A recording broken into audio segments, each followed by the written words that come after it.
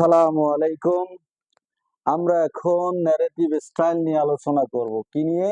Narrative style অর্থাৎ imperative sentence. Imperative sentence বলতে আদেশ, নিষেধ, অনুরোধ ইত্যাদি বোঝায়। এটা ইম্পারেটিভ সেন্টেন্স। তাহলে ইম্পারেটিভ সেন্টেন্সের আমরা আদেশমূলক যদি বাক্য হয় তাহলে আমরা ন্যারেশন কেমনে করব সেই বিষয়টি। সর্বপ্রথম হচ্ছে যে প্রথমত সাবজেক্ট, আমরা রিপোর্টিং ভার্বের পরিবর্তে এতে অর্ডার, অ্যাডভাইস, রিকোয়েস্ট, নিষেধ বুঝালে ফরওয়ার্ড, আদেশ বুঝাতে অর্ডার, উপদেশ বুঝাতে আমরা অ্যাডভাইস ব্যবহার করব, অনুরোধ বুঝাতে রিকোয়েস্ট এবং নিষেধ বুঝাতে ফরওয়ার্ড।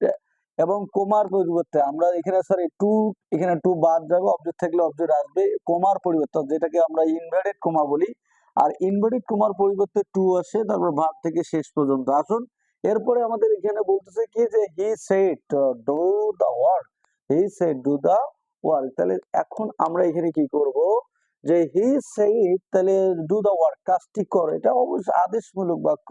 তাহলে আমরা এটা কি করলাম যে এটা পরিবর্তন করব হি, যেহেতু এখানে সেইড আছে, সেইডের পাস্ট পার্টিসিপল অর্থাৎ সেইডের পরিবর্তে আমাদের অর্ডার আসতেছে।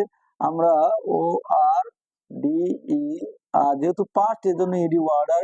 এখানে দেখো ইনভার্টেড কমা, টু নাই, অবজেক্টে নেই, বাদ। তাহলে ইনভার্টেড কমার পরিবর্তে আমাদের এখানে আসবে কি? ইনভার্টেড কমার পরিবর্তে আসবে টু। ইনভার্টেড কমার পরিবর্তে কি আসবে? টু। তারপরে আমাদের কি করতে হবে?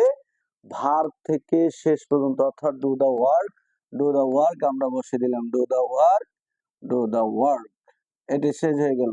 এরপরে আমরা লক্ষ্য করি, তাহলে আবারও বলতেছি প্রথমত সাবজেক্ট, সেটের পরিবর্তে এখানে যেহেতু আদেশমূলক এজন্য অর্ডারে টু নাই, অবজেক্ট নাই, বাদ। ইনভার্টেড কমার পরিবর্তে টু, ভার্ব থেকে আমরা শেষ পর্যন্ত লিখলাম। এখন দেখো ইম্পারেটিভ সেন্টেন্স কিন্তু শুরু হয় প্লিজ বা কাইন্ডলি দিয়ে।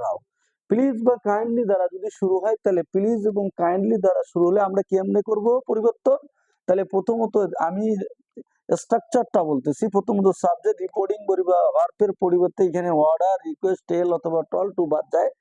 অবজেক্ট থাকলে অবজেক্ট আসবে এবং ইনভার্টেড কমার পরিবর্তে টু। প্লিজ বা কাইন্ডলি কথাটা থাকলে এটা বাদ হয়ে যাবে। নাউন বা প্রোনাউন থাকলে অবশ্যই সেটা পরিবর্তন হবে।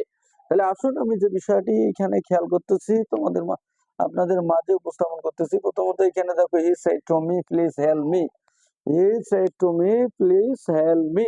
তাহলে আমাদের প্রথমত আমরা দেখতেছি নিয়ম অনুসারে প্রথমত এখানে সাবজেক্ট রিপোর্টিং ভার্বের পরিবর্তে, যেহেতু প্লিজ হেল্প মি, দয়া করে আমাকে সাহায্য করুন, তাহলে এইখানে অবশ্যই রিকোয়েস্ট আসতেছে, আমরা এখানে রিকোয়েস্ট ব্যবহার করলাম।